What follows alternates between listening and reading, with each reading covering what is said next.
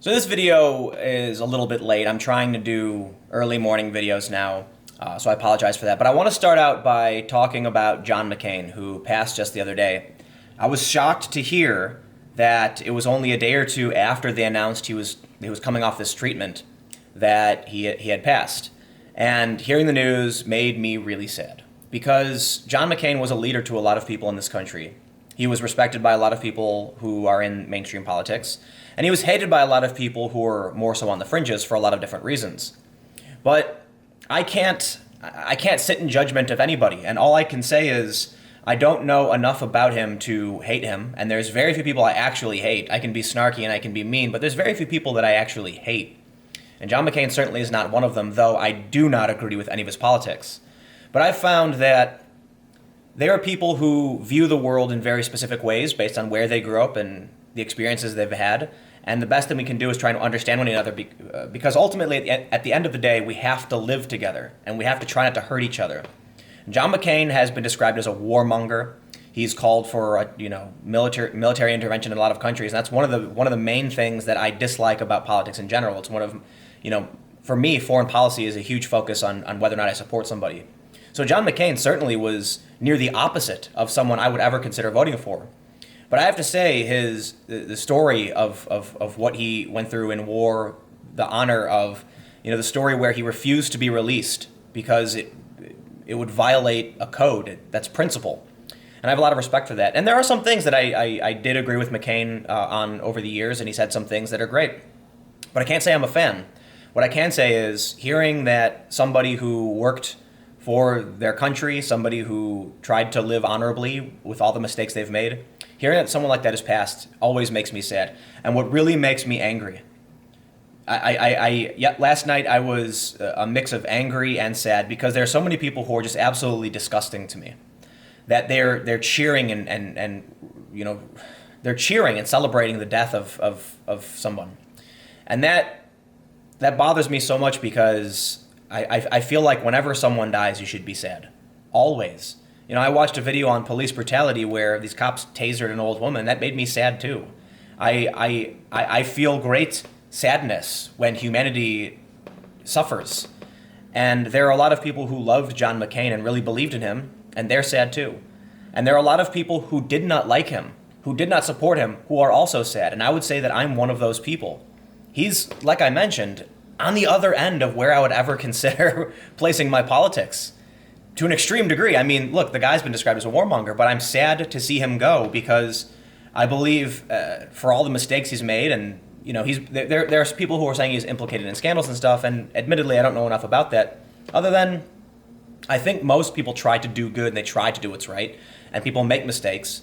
And even I would never celebrate the death of anyone, seriously. And I'm going to avoid getting too controversial, but I think death is always something to be mourned, even of your enemies.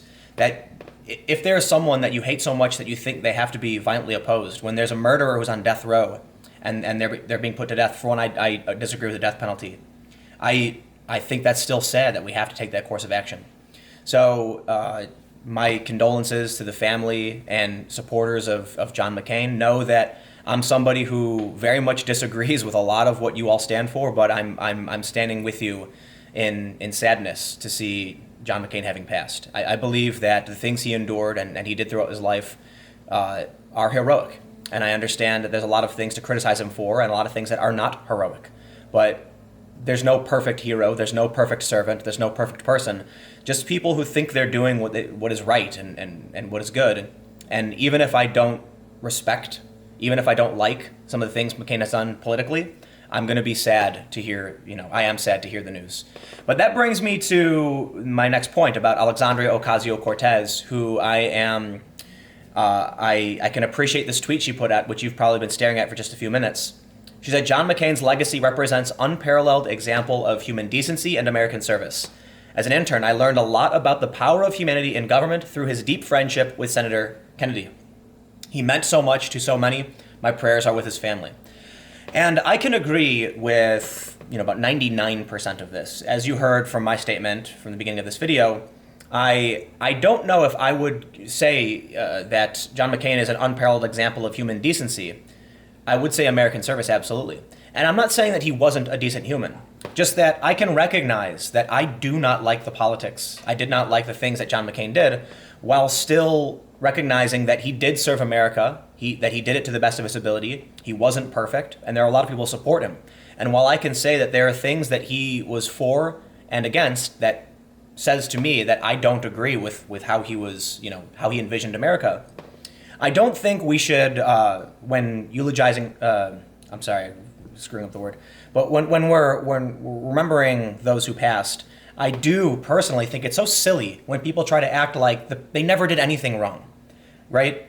And I can tell you, as much as I don't agree with John McCain, I'm sad to see him go, and I respect, his work. So I do think Alexandria Ocasio-Cortez was a little heavy, but that's not a bad thing. I think she's trying to show respect for human life and for the work that this person did for this country. And I mean, there's a lot of famous moments when the one everyone's playing now, where the woman said that Obama was an Arab, and McCain took the microphone and said, "No, he's a good, decent man. He's a good, decent family man who I just happen to disagree with." And that, to me, was one of the most respectful things I've seen in politics in my life. So I'm glad that's getting shared around. And the reason why I bring that up and say it's so important is because, for one, it is, but it's also, look, we're remembering John McCain. But how do you think people are responding to Alexandria Ocasio-Cortez in response to her saying that John McCain is an unparalleled example of human decency? Admittedly, I don't think I would go that far. Unparalleled example? That's a bit extreme, right? I can say John McCain was a good person who fought to serve his country and made mistakes, but Alexandria Ocasio-Cortez laid it on a little thick. Naturally, the far left, who has supported her campaign and which the Democrats are embracing, are not having any of it. So I'm going to go through some of the tweets and show you some of the reactions, and we'll just comment a little bit more on this. But we have this person who responded to her said, "I think you just failed their purity test." Obviously, this person seems to not be on the left, but they're pointing out that Cortez is being attacked for this, right? So we have this man, I'm not sure who this is, Virgil, Texas, apparently somehow affiliated with Chapo Trap House, said, "Alexandria, no," in all caps. We then have this person, Max Kennerly. "The mindless jingoism is implicit. It requires remembering his role in the Iraq War and the like, which everyone is desperately trying to forget, and it'll be forgotten immediately. But to the what a kind-hearted, humble, blah, blah, blah she was when that guy died will remain." Michael Tracy just put no. And then interestingly, we have Kenneth Mejia. I'm sorry if I'm pronouncing his name incorrectly, but he's a U.S. House candidate in California's 34th District. It looks like he's with the Green Party. And he said, "I get what you're doing, Alexandria, but why? John McCain, an unparalleled example of human decency? You don't have to." And then we have this. These are, and keep in mind, these are mostly just, that was a congressional candidate, but we do have some kind of just random comments. I don't want to say these people are random, but they're user comments. It's not like these are high-profile individuals. This person said, "You just lost my support. Progressives don't get out of their way to support warmongers. He may rest in peace, but for you to make this statement is just wrong. Do you care about the millions of lives he destroyed on this planet?" And I think there's fair criticism. Like, as I mentioned, I do think Alexandria, you know what, let me point this up right here. This is from the Daily Beast. "John McCain, American hero, dies at 81. The maverick who cemented his place in history as a deal-maker, well-respected across the political spectrum, has died after a battle with cancer." And they repeatedly call him an American hero and things to that effect. I don't want to read through the whole article, but I want to point out the seeming hypocrisy from so many people who, look, the Daily Beast is far left. They regularly make up fake news, and it's baffling to me that even NewsGuard, a news rating service, says that they're credible when half the time when they write about contemporary politics, they add things to their stories that came from nowhere they can't confirm. So I don't understand how they get a good rating, but hey, you know what? That's just their opinion. For the Daily Beast to be far left, to then write this story that is so heavily in, shining a positive light on John McCain is it's interesting to say the least. And what's interesting, what is interesting about it is that, to me, it shows that it's just not about principle. What I said in the beginning, I really meant. that I'm very critical of the things he has done, but I'm saddened by the loss of life. And I think that's the fairest way you can put it. You don't have to act like he was the greatest person on the planet or an unparalleled example of human decency. You can say the man had flaws. You can say he was far from perfect, but you can't say he wasn't respectable. You can't say that he wasn't doing what he thought was the right thing to do. But I can criticize him and recognize, that in his life. And I believe that was even his statement. But to see so many people who are now, look, I mean, this is what I think so disturbing. This ain't it. I mean, people on the left who are progressive are furious with Ocasio-Cortez over this statement. And I think this is an example of the problems they have wrought, okay? The Democrats seem to be embracing this wing of the far left that hate America. And I sound so funny saying it because you typically hear these from more like right-wing reactionary, they hate America, like Fox makes that joke. Family Guy makes that joke. I don't think the average person hates America at all. I think overwhelmingly Democrats do love America. However, increasingly they're becoming less willing to say they're proud of it. But there is a small group of individuals who are anti-fascist, far left, who really do hate America, and it's relatively small, but they are being embraced by the Democratic Party to an extent.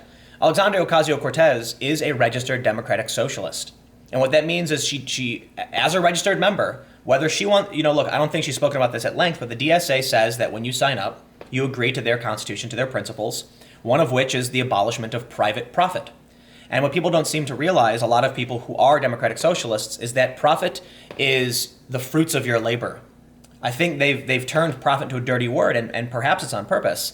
But if you do work and you get paid for that work, any money you earn on top of your cost is your profit, meaning the fruits of your labor.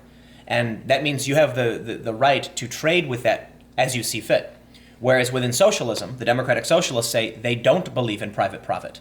They believe that if you work, any money received should go to the collective. And that is Ocasio-Cortez. Now it's interesting to see that she's kind of taking a more mainstream approach to politics. And I have to wonder if she'll actually move away from the far left. She referred to the West Bank as occupied by Israel and Gaza. And now that she is a mainstream politician for the Democratic Party, it seems like she's starting to chill out her rhetoric and move more into the mainstream. This comment is a really good example of that. Many people associated with the far left are not praising John McCain. They are cheering his death. And Alexandria Ocasio-Cortez, you would think, would fit into that camp before she won that primary. But now she's saying he's an unparalleled example of human decency, which says to me that she is trying to become a more mainstream Democrat. She's trying to be more like Bernie Sanders and less like the Democratic Socialists of America, but she still holds these rather anti-American values, if you were to ask me. Now, I don't know what her actual values are. I don't trust politicians, but she did bar the press from 2 public events, and that is in opposition to the principles of our country. Our Constitution says the press has a right, to come to these events. And I understand there's an argument she could have a private meeting if she wanted to, and sure, I disagree with that too. I think politicians should be substantially more transparent. But I do think the Democratic Party is in for a reckoning. People talk about this blue wave. But if the far left can't even get behind Alexandria Ocasio-Cortez when she tries to be a more unifying force for America, then I can't imagine them getting the support they need come November. But that's about it.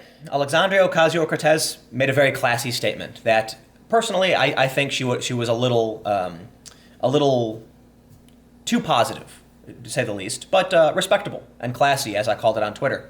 And because of this, those who supported her are now criticizing her, some attacking her, some saying that she's lost their support entirely. Many are saying that she's gone mainstream given the opportunity, and that's what happens. That's what politics does. The office controls you. The position controls you. It's not the politician, it's the position they're put in. So anyway, this video was a little late, but stick around. I'm going to have another video up at 4 p.m. today, so thanks for hanging out, and I'll see you later today.